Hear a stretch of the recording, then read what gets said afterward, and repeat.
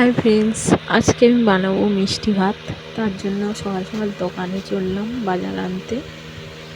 তো এদিকে আমি প্রথমে হাঁড়িতে একটু ঘি দিয়ে তাতে চাল ঢেলে দিয়ে আমি নাড়তে লেগে গেলাম, কারণ ভালো করে ভেজে নিলে ভাতটা খেতে অনেকটা টেস্টি হয়। তো অনেকক্ষণই লাগছে ভাজতে, ভালো করে ভেজে নিচ্ছি।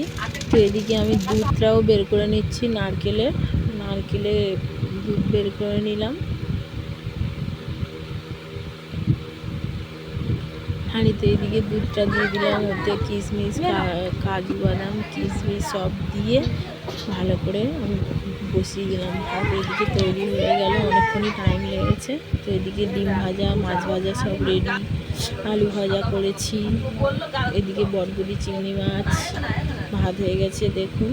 মাংস এদিকে কষানো হয়ে গেছে, একটু ডালও করে নিলাম, ডালটা হয়ে গেছে। ভাত আমার মেয়েকে খেতেও বসিয়ে দিয়েছে, বাড়িতে লোকজন এসেছে অনেক। তো ভিডিওটা ভালো লাগলে লাইক করুন সব।